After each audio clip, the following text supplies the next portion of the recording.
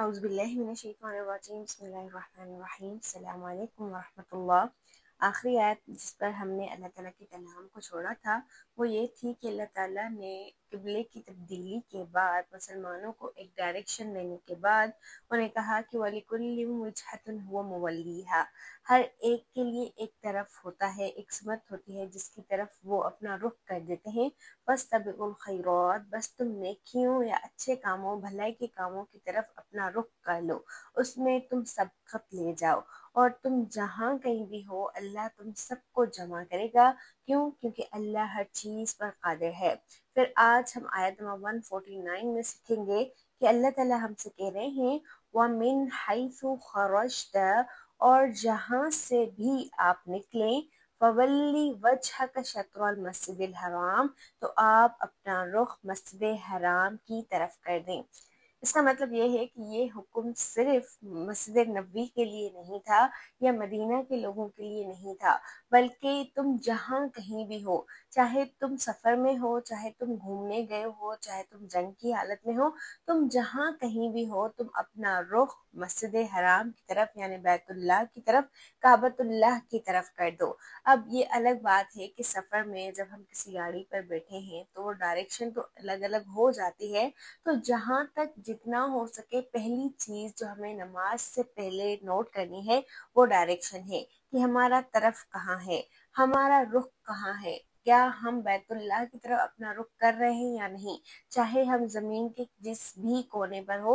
हाँ, ये अलग बात है कि अगर सफ़र के दौरान नमाज हमने डायरेक्शन सही रखी थी लेकिन सफ़र के दौरान वो डायरेक्शन बदल गई, वो गाड़ी इधर से उधर हो गई और हमारी डायरेक्शन खराब हो गई, तो उसमें कोई ऐसी बात नहीं है, ठीक है। लेकिन अगर हम कहीं और हैं, अगर हम गाड़ी की बात ना करें किसी भी जगह पर, तो पहली चीज हमने अपने किबले को दुरुस्त करना है, अपने रुख को दुरुस्त करना है। और क्यों करना है? क्योंकि व इन्नहु लल हक़्क़ु मिर रब्बिका, यकीनन यही तुम्हारे रब की तरफ से हक है। यानी अब तुम भी जान गए हो कि असल जो रुख है, असल जो चीज़ है वो हमारा किबला है, बैतुल्लाह है, जिसको अल्लाह ताला ने सबसे पहले इंसानों के लिए चुना था। तो इसी की तरफ हमने अपने रब की तरफ रुख करके नमाज पढ़नी है। वल्लाहु बिगाफिलिन अम्मा तामलून, और अल्लाह हमारे आमाल से हरगिज़ गाफिल नहीं है, अल्लाह को पता है कि हम क्या कर रहे हैं।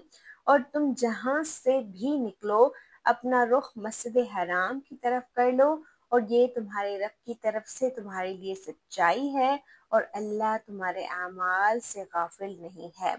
वमिन हैसु खरजता, और जहाँ से भी आप निकलें, पहला जो हुक्म था वो रसूलुल्लाह सल्लल्लाहु अलैहि वसल्लम के लिए था। अब ये पूरी उम्मत मुस्लिमा के लिए है कि जहाँ से भी तुम सब निकलो, फवल्ली वजहक शत्रल मस्जिदिल हराम, तो तुम अपना रुख मस्जिद हराम की तरफ कर लो। वहैसुमा कुंतुम, और जहाँ भी तुम हो, फवल्लु वुजूहकुम, तो तुम अपना चेहरा फेर दो, शत्रहु, उसी की तरफ। यानी इसमें तुम्हें कोई गुंजाइश नहीं है कि अगर तुम्हारा दिल नहीं चाह रहा या तुम किसी से नहीं पूछ सकते या कोई और मसला है तो तुम इसमें कोई भी रियायत नहीं कर सकते, तुम्हें इस मामले में कोई रियायत नहीं दी गई है। तुम जहाँ कहीं भी हो, जिस भी मस्जिद में, दुनिया के जिस भी हिस्से में, किसी भी कोने में हो, तो तुमने अपना रुख उसी की तरफ करना है, उसी मस्जिद की तरफ। क्यों? क्योंकि तुम एक उम्मत हो। जब तुम नमाज के लिए खड़े होते हो तो तुम सबके साथ जुड़े हुए होते हो, फिर चाहे तुम उनके साथ मस्जिद में ना हो, फिर चाहे तुम उनके साथ मस्जिद नबवी में ना हो, चाहे तुम उनके साथ बैतुल्लाह में खड़े होकर नमाज ना पढ़ो, लेकिन जब जब तुम नमाज पढ़ोगे अपने दिन में पूरे 5 वक्तों में, तब तुम एक एक मुसलमान के साथ हो। तो जहाँ भी हो तुमने अपना रुख वहीं फेर देना है।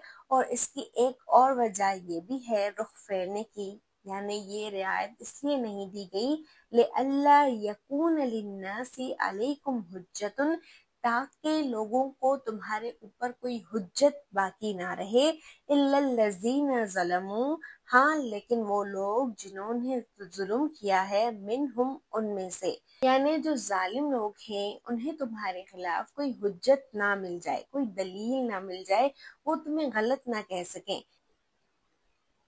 اس کو آپ ایسے سمجھیں جیسے کہ مشرقین بھی جانتے تھے، یہود بھی جانتے تھے، عیسائی بھی جانتے تھے کہ اصل جو قبلہ ہے وہ بیت اللہ ہی ہے، جو شروع سے چلا آ رہا ہے۔ اگر مسلمان اس قبلے پر، جو بیت المقدس جس کو بنایا گیا ہے، اسی قبلے پر ثابت قدم رہتے، یا کچھ مسلمان اپنا رخ ادھر کر لیتے اور کچھ ادھر کر لیتے، تو انہیں ایک جواز مل جاتا، ایک حجت مل جاتی کہ مسلمان تو غلط راستے پر ہیں، ان کی تو اپنی ڈائریکشن ہی صحیح نہیں ہے، ان کا تو اپنا طرف ہی صحیح نہیں ہے۔ دیکھیں کسی بھی راستے پر چلنے سے پہلے پہلی چیز جو ہمیں چاہیے ہوتی ہے وہ ڈائریکشن ہوتی ہے۔ اگر ہمیں راستہ ہی صحیح معلوم نہیں ہے کہیں جانے کا، تو پھر ہم بیچ میں بھٹک جائیں گے، تو ہمارا راستہ صراط مستقیم تو ہوا ہی نہیں، جو ہم شروع سے اللہ تعالیٰ سے مانگتے ہیں، اہدنا الصراط المستقیم، ہمیں مستقیم راستہ دکھا دیں، سیدھا راستہ دکھا دیں، جس کا طرف بالکل ٹھیک ہو، جس کی طرف ہم جائیں تو جھکیں نہ، ٹیڑھے نہ ہو جائیں۔ تو ان کو بھی معلوم تھا کہ اصل جو قبلہ ہے وہ بیت اللہ ہی ہے، جو شروع سے چلا آ رہا ہے۔ بیچ میں ہاں ٹھیک ہے گڑبڑ ہو گئی، ادھر سے ادھر بات ہو گئی، اس پر ہم ڈیٹیل سے بات کر چکے ہیں، لیکن انہیں بھی پتا تھا کہ حقیقت کیا ہے۔ چاہے وہ آج جگڑ رہے ہیں، بے وقوف بن رہے ہیں، لڑ رہے ہیں، کہہ رہے ہیں مسلمانوں کو کیا ہوا ہے، وہ اپنی نمازیں ضائع کر رہے ہیں، اس طرح کی اور بھی باتیں کر رہے ہیں، لیکن اندر ہی اندر انہیں معلوم ہے کہ حقیقت کیا ہے، سچائی کیا ہے۔ تو اس لیے تم اپنا رخ جہاں کہیں بھی ہو، زمین کے جس بھی کونے یا جس بھی حصے میں ہو، تو تم اپنا رخ بیت اللہ کی طرف کر لو، تاکہ جن لوگوں نے خود پر ظلم کیا ہے، جو ظالم لوگ ہیں۔ اب یہاں پر اللہ تعالیٰ نے ہائی لائٹ نہیں کیا کہ یہ ظالم لوگ کون ہیں، مشرکین میں سے ہیں، یہود میں سے ہیں، یا کون ہیں، لیکن انہوں نے ظلم کیا ہے، حق کو جاننے کے باوجود انہوں نے چھپایا ہے، اور جانتے بوجھتے وہ مسلمانوں سے اس بات پر جھگڑ رہے ہیں، بے وقوف بن رہے ہیں، بے وقوفی کر رہے ہیں۔ تو ایسے ظالم لوگوں کو تمہارے اوپر یا تمہارے خلاف کوئی حجت نہ رہے، جھگڑنے کی کوئی وجہ نہ ملے، تمہیں غلط کہنے کی کوئی وجہ نہ ملے انہیں، اس لیے تم جہاں کہیں بھی ہو، تم اپنا رخ مسجد حرام کی طرف پھیر لو، اسی کی طرف پھیر لو۔ فلا تخشوہم، بس تم ان سے نہ ڈرو، تمہارے اندر ان کا خوف نہیں ہونا چاہیے کہ وہ کیا کہیں گے، انہیں کیسا لگے گا، لوگ کیا سوچیں گے۔ وَخْشَوْنِی، تم مجھ سے ڈرو، یعنی اللہ کی خشیت جب ہمارے اندر آ جاتی ہے تو ہم اللہ تعالیٰ کے آگے آسانی سے سرنڈر کر جاتے ہیں۔ پھر لوگوں کی تکلیف، لوگوں کی سوچیں، لوگوں کے خیالات، یہ کیا کہیں گے، وہ کیا کہیں گے، اس کو کیسا لگے گا، اس کو کیسا لگے گا، ان باتوں کا ہمیں پھر فرق نہیں پڑتا اگر ہمارے دل میں اللہ کی خشیت بیٹھ جائے، اللہ کا خوف، اللہ کا ڈر، اللہ کی ہیبت بیٹھ جائے تو۔ وَلِأُتِمَّ نِعْمَتِي عَلَيْكُمْ، اور تاکہ میں تم پر اپنی نعمتیں پوری کروں، یعنی یہ قبلہ اس لیے بھی میں نے چینج کیا ہے تاکہ تم پر اپنی نعمتیں تمام کروں۔ ایک ہدایت اللہ تعالیٰ نے ہمیں دی، ہمیں راستہ سکھا دیا، دوسرا ہمارے بیچ میں اللہ تعالیٰ نے نبی کو اٹھایا صلی اللہ علیہ وآلہ وسلم، اور ہم پر اپنی نعمتیں تمام کر دیں، ہدایت بھی دے دی، انعام بھی دے دیا، رسول بھی دے دیے صلی اللہ علیہ وآلہ وسلم، قبلہ بھی دے دیا، ہر چیز اللہ تعالیٰ نے اپنی نعمت ہم پر تمام کر دی۔ وَلَعَلَّكُمْ تَهْتَدُونَ، اور تاکہ تم ہدایت پا جاؤ، راہ راست پا جاؤ۔ یعنی یہاں پر یہ بھی سمجھایا جا رہا ہے کہ اصل میں ایک نعمت جو تمہیں دی جائے گی آگے چل کر، وہ بیت اللہ ہوگا کہ وہ تمہارے اپنے ہاتھ میں آ جائے گا۔ ہم جانتے ہیں کہ اس وقت جب یہ آیات نازل ہو رہی ہیں تب بیت اللہ مشرقین عرب کے ہاتھ میں تھا، وہاں پر بت پڑے ہوئے تھے، لیکن یہاں پر مسلمانوں کو بتایا جا رہا ہے کہ جب تم لوگوں سے ڈرنا چھوڑ دو گے، جب تمہارے اندر اللہ کی خشیت، اللہ کی ہیبت آ جائے گی اور تم سب سے زیادہ اللہ کو امپورٹنس دو گے، تب اللہ تعالیٰ تم پر اپنی نعمتیں تمام کر دیں گے۔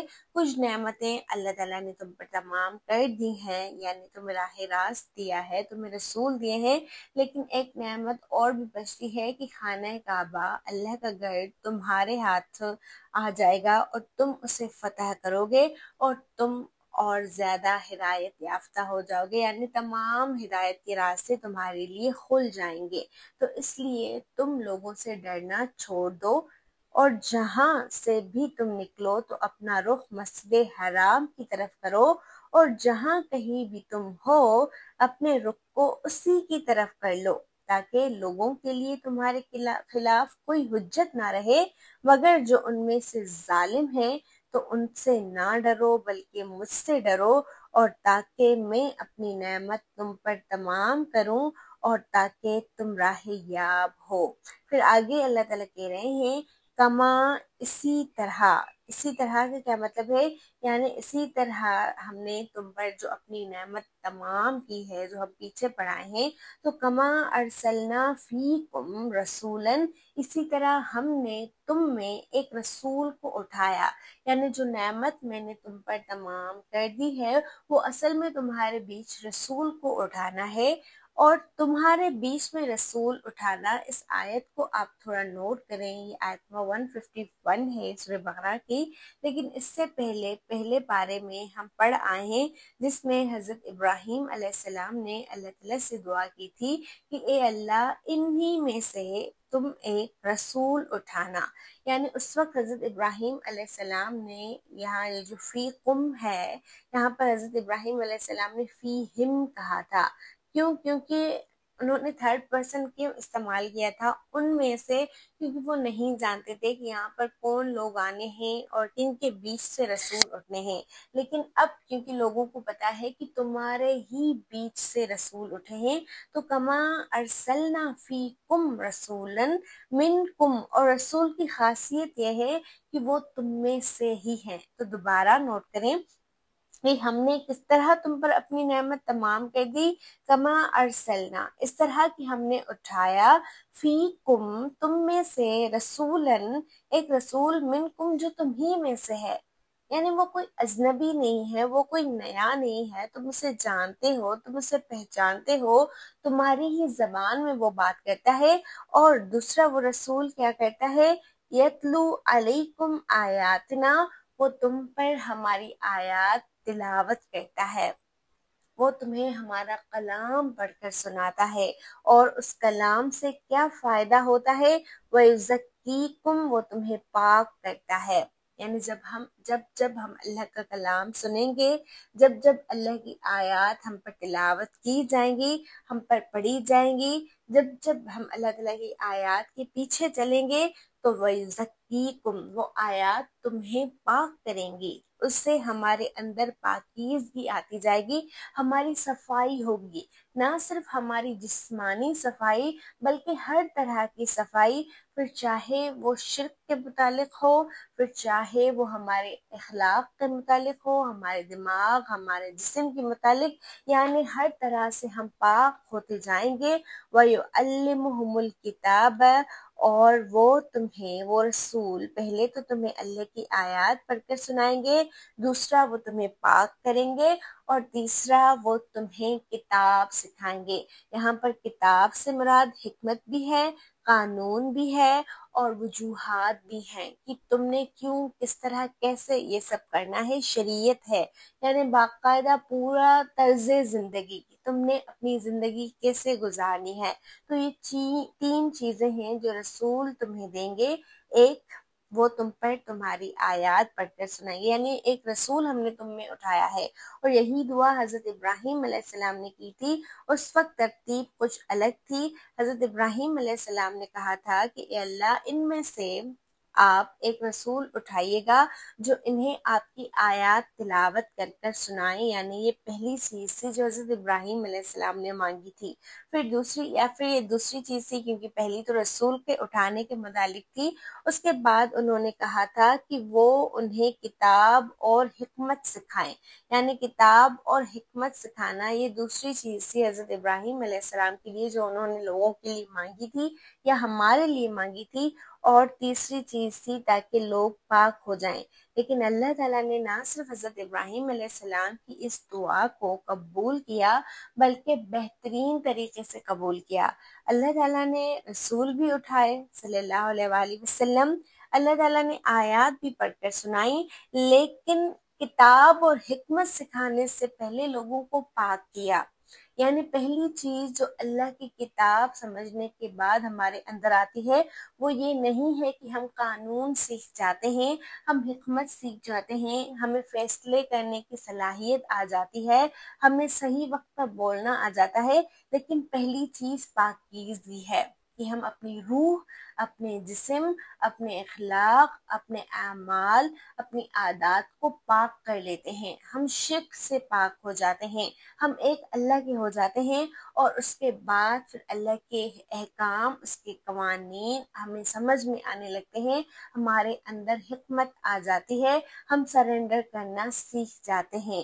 تو اللہ تعالیٰ کا سب سے بڑا احسان یا سب سے بڑی نعمت جو اللہ تعالیٰ نے ہمیں دی، یا ہدایت جو اللہ تعالیٰ نے ہمیں دی، وہ رسول اللہ صلی اللہ علیہ وآلہ وسلم کے ذریعے دی کہ انہوں نے نہ صرف رسول اٹھائے بلکہ انہوں نے آیات بھی پڑھ کر سنائی، پاک بھی کیا، اور کتاب اور حکمت بھی سکھائی، اور ساتھ ہی ساتھ وَيُعَلِّمُكُمْ، اور اس نے تمہیں سکھایا مَا لَمْ تَكُونُوا تَعْلَمُونَ، جو تم پہلے نہیں جانتے تھے، تمہیں پہلے کچھ بھی معلوم نہیں تھا۔ رسول کے آنے کے بعد تمہیں پتہ چلا حق کیا ہے، باطل کیا ہے۔ رسول کے آنے کے بعد تمہیں پتہ چلا کہ صراط مستقیم کیا ہے، تمہیں پتہ چلا کہ پاکیزگی کیسے حاصل ہوتی ہے، قانون اور شریعت کیا چیز ہے، تمہیں پتہ چلا کہ اس دنیا میں ہمیں کیسے چلنا ہے۔ تو وَيُعَلِّمُكُمْ مَا لَمْ تَكُونُوا تَعْلَمُونَ، اور اس نے تمہیں وہ چیزیں سکھائی جو تم نہیں جانتے تھے۔ اسی طرح ہم نے تم میں ایک رسول بھیجا جو تم ہی میں سے ہے، جو تم پر ہماری آیات تلاوت کرتا ہے، تمہیں پاک کرتا ہے، تمہیں کتاب اور حکمت سکھاتا ہے، اور تمہیں وہ کچھ سکھاتا ہے جو تم نہیں جانتے تھے۔ تو اب تم نے کیا کرنا ہے؟ اب تم نے اس احسان کے بدلے فَاذْكُرُونِی، مجھے یاد کرنا ہے۔ دیکھیں، جب ہم پر کوئی احسان کرتا ہے نا تو اس کو یاد کرنا بہت آسان ہوتا ہے۔ تو اللہ تعالیٰ نے ہم پر بہت سے احسانات کیے ہیں، بہت سے انعامات کیے ہیں۔ سب سے بڑا انعام جو ابھی ہم سن کر آئے ہیں، تو اس لیے فَاذْكُرُونِی، تم مجھے یاد کرو، تم میرا ذکر کرو، اذکرکم، میں تمہارا ذکر کروں گا۔ اب اللہ کا ذکر کرنے کا مطلب یہ نہیں ہے کہ آپ ایک کونے میں بیٹھ کر اللہ اللہ اللہ اللہ کرتے رہیں اور آپ باقی تمام دنیا کو بھول جائیں، یا تمام اعمال کو آپ رد کر دیں، یا اس کی کہنا یا اس کی ماننا چھوڑ دیں، بلکہ اللہ کا ذکر اصل میں اللہ کی ماننا ہے۔ جب میں اللہ کی مانوں گی تب میں حالت ذکر میں ہوں، یعنی جب میں اللہ کے لیے نماز پڑھتی ہوں، جب میں اللہ کے لیے صدقہ کرتی ہوں، جب میں اللہ تعالیٰ کے لیے صلہ رحمی کرتی ہوں، جب میں اللہ تعالیٰ کے لیے کسی کی اصلاح کرتی ہوں، اپنی اصلاح کرتی ہوں، اللہ کے لیے جب میں اپنی آنکھوں، کانوں اور زبان کو بری عادتوں سے روکتی ہوں، تو یہ اصل میں اللہ کا ذکر کر رہی ہوں۔ جب میں اللہ کا کلام پڑھتی ہوں تو یہ اللہ کا ذکر ہے۔ جب میں اللہ کے آگے سجدہ ریز ہوتی ہوں تو یہ اللہ کا ذکر ہے۔ تو فَاذْكُرُونِی، تم میرا ذکر کرو، میرے احسانات کو، میری نعمتوں کو یاد کرو، اور اس کے بدلے کیا ہوگا؟ اذکرکم، میں تمہیں یاد کروں گا۔ ایسا نہیں ہے، یہ کوئی شرط نہیں ہے، لیکن پھر بھی جب ہم اللہ کو یاد کریں گے تو ایسا ہو ہی نہیں سکتا کہ اللہ ہمیں بھول جائیں۔ ویسے تو تمام کے تمام بندے اللہ تعالیٰ ہی کے ہیں، پھر چاہے وہ کافر ہوں، پھر چاہے وہ مشرک ہوں، پھر چاہے وہ کوئی بھی ہوں، لیکن جب وہ اللہ کو بھلا دیتے ہیں تو پھر اللہ بھی انہیں بھلا دیتے ہیں، کیونکہ اللہ یاد کرنے کے ہمیں بار بار مواقع دیتے ہیں، بہت بہت سارے ڈھیر سارے ہمارے پاس ریزنس ہوتے ہیں کہ ہم اللہ کو یاد کریں، کبھی تکلیفوں میں، کبھی خوشیوں میں، کبھی غم میں، کبھی کس طرح، کبھی کس طرح، کبھی لوگوں میں، کبھی اکیلے میں۔ لیکن پھر بھی اگر کچھ لوگ اللہ کی نعمت کو، ان کے انعامات کو بھول جائیں تو پھر ان کے اوپر ایک یہ بڑی نعمت نہیں رہتی کہ پھر اللہ انہیں یاد نہیں کرتے۔ کہ اگر ہم چاہتے ہیں کہ ہم اللہ کو یاد رہیں، اللہ ہمارا ذکر کریں فرشتوں کے ساتھ اپنے اندر، ہم اللہ کو پتا ہو کہ میں کون ہوں، اور اللہ تعالیٰ کو پتا ہو یہ میرے اعمال ہیں، جب میرے اعمال اللہ کے پاس جائیں تو اللہ کے سامنے میرا ایک اچھا نام رہے۔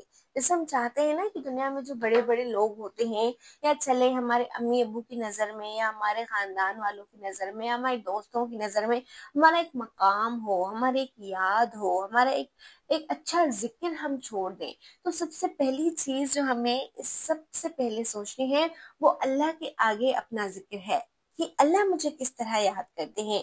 جب اللہ فرشتوں سے میرا ذکر کرتے ہوں گے تو کس طرح کرتے ہوں گے؟ تو اس کے لیے آسانی یہ ہے کہ تم اللہ کو یاد کرو، تم اس کے آگے اپنے آپ کو جھکا لو، اذکرکم، تو وہ بھی تمہیں یاد کرے گا۔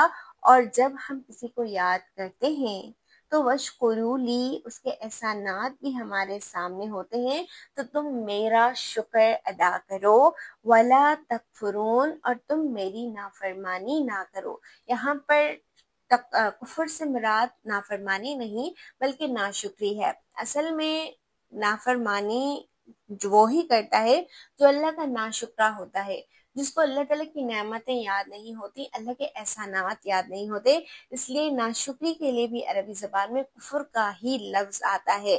تو یہاں پر اللہ کہہ رہے ہیں کہ کیونکہ میں نے تم پر اپنی نعمتیں تمام کر دی ہیں، میں نے تمہیں ڈائریکشن بھی دے دی، رسول بھی دے دیا، ہدایت بھی دے دی، تعلیمات بھی دے دی، پاک بھی کر دیا، حکمت بھی سکھا دی، قانون بھی سکھا دیا، میں نے تمہیں بتا دیا کہ حق اور باطل کیا ہے، اندھیرا اور روشنی کیا ہے، صحیح اور غلط کیا ہے، تو تم مجھے یاد کرو، میں تمہیں یاد کروں گا، تم میرا شکر ادا کرو، وشکرو لی، تم ہمیشہ میرا شکر ادا کرو، ولا تکفرون، اور تم میری نافرمانی، میرا کفر نہ کرو، تم میری ناشکری نہ کرو، بس تم میرا ذکر کرو، میں تمہیں یاد رکھوں گا، اور میرا شکر ادا کرو اور ناشکری نہ کرو۔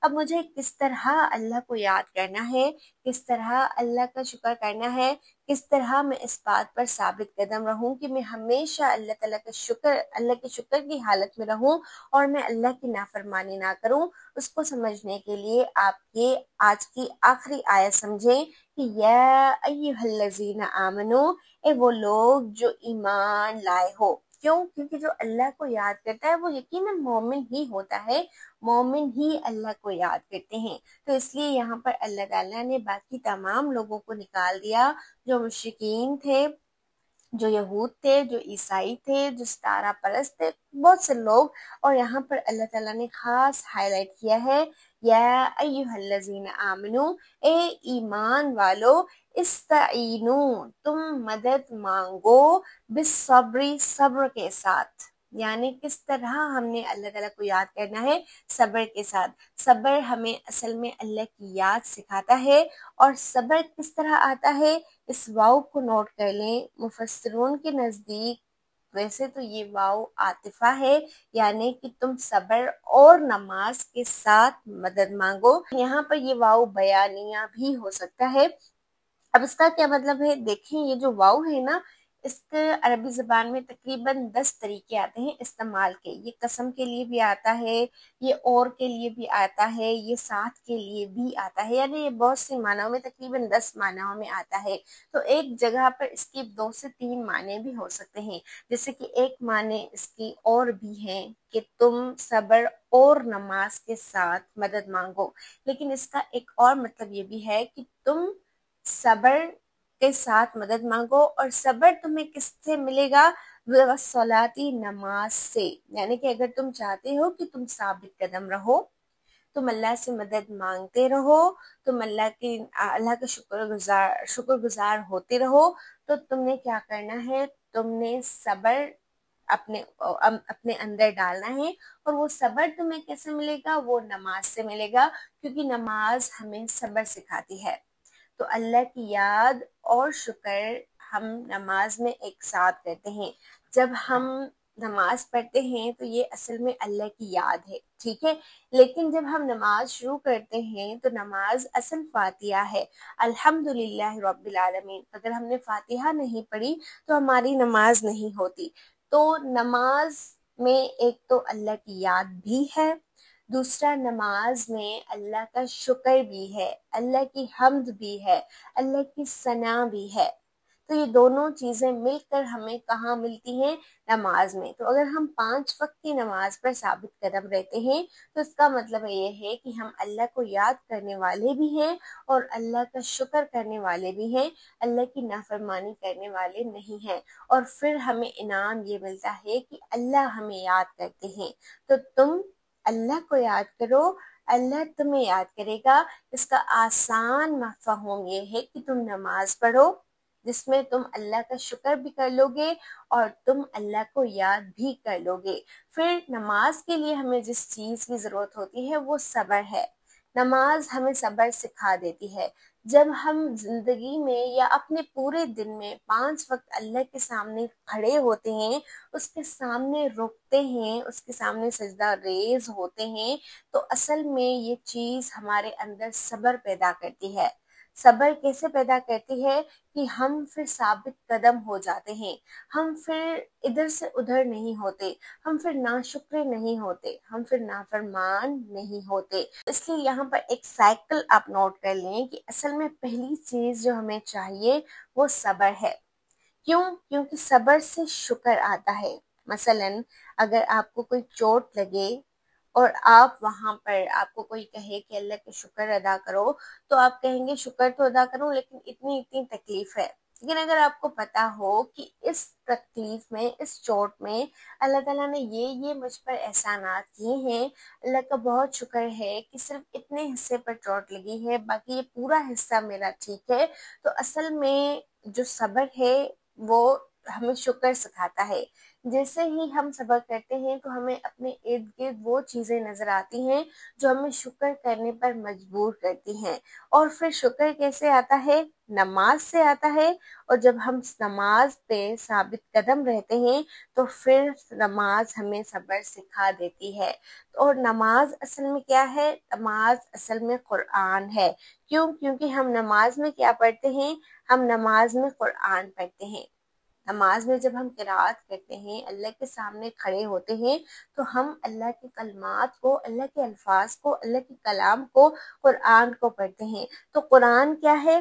قرآن اصل میں اللہ کا ذکر ہے، یعنی کہ اللہ کی یاد۔ تو اللہ کی یاد سے ہی دلوں کو راحت ملتی ہے، اللہ کی یاد سے ہی شکر بھی آتا ہے، اللہ کی یاد سے ہی صبر بھی آتا ہے۔ اور یہ تمام چیزیں پھر ایک ساتھ مل کر پورا مجموعہ بن جاتی ہے کہ اگر ہم نماز پڑھیں گے تو ہم اللہ کا ذکر کر رہے ہیں، ساتھ میں شکر بھی کر رہے ہیں۔ پھر نماز ہمیں صبر سکھا دیتی ہے اور صبر کے ذریعے پھر ہمیں شکر بھی آ جاتا ہے۔ تو پھر یہ تمام جو کوالٹیز ہیں وہ ایک مومن کے اندر خود بخود پیدا ہو جائیں گی یا آہستہ آہستہ آ جائیں گی اگر ایک مومن نماز کے ذریعے مدد مانگے گا۔ تو نماز اصل میں وہ چیز ہے جو ہمیں ثابت قدم بھی رکھتی ہے، شکر بھی سکھاتی ہے، اللہ کو یاد کرنا بھی سکھاتی ہے۔ تو ایک مومن تو کبھی بھی نماز نہیں چھوڑتا۔ مسلمان اور کافر کے بیچ میں فرق ہی تو نماز کرتی ہے۔ نماز ہی تو وہ چیز ہے جو ہمیں اللہ تعالیٰ کے قریب کرتی ہے۔ تو اس پر ہم کتنے ثابت قدم ہیں یہ آج ہم نے سیکھنا ہے، یہ ہم نے آج خود سے پوچھنا ہے۔ اور ان اللہ مع الصابرین، اللہ صبر کرنے والوں کے ساتھ ہے۔ یہ آیت تم نماز اور صبر کے ساتھ مدد مانگو یا تم صبر نماز کے ذریعے مانگو، یہ آیت بنی اسرائیل کو بھی دی گئی تھی شروع والے رکوع میں، جب سورہ بقرہ میں اللہ تعالیٰ نے بنی اسرائیل کو مخاطب کیا تھا اور ان سے بات کی تھی۔ جب انہیں دعوت دی تھی، جب انہیں اسلام لانے کے لیے کہا تھا، لیکن کیونکہ انہوں نے نہیں مانا تو اب یہ امت مسلمہ یعنی ہم امت محمد صلی اللہ علیہ وآلہ وسلم کو یہ بات دی جا رہی ہے کہ تم اے ایمان والو، اے مومنو، تم اب مدد مانگو صبر کے ساتھ، اور صبر تمہیں نماز کے ذریعے آئے گا، اور پھر اللہ تمہارے ساتھ ہے۔ اگر تم واقعی ثابت قدم رہو گے، اگر تم اس پر ثابت قدم رہو گے، تم اپنی نمازیں نہیں چھوڑو گے، اس کے ذریعے تم قرآن نہیں چھوڑو گے، اس کے ذریعے تم اللہ کا ذکر نہیں چھوڑو گے، اس کے ذریعے تم اللہ کا شکر نہیں چھوڑو گے، تو پھر اللہ تمہارے ساتھ ہے۔ تو یہ نوٹ کر لیں، اے ایمان والو، صبر اور نماز سے مدد مانگو، یا صبر نماز کے ذریعے حاصل کرو، یقیناً اللہ صبر کرنے والوں کے ساتھ ہے۔ پھر ہم ملیں گے انشاءاللہ آیت نمبر 154 میں۔ تب تک کے لیے اللہ سے دعا ہے کہ ہم نے جو کچھ سیکھا ہے اللہ تعالیٰ ہمیں اس پر عمل دیں، اور اللہ تعالیٰ ہمارے دلوں کو مضبوط کر دیں، اللہ تعالیٰ ہماری پوری زندگی اپنی یاد میں گزار دیں، آمین۔ السلام علیکم۔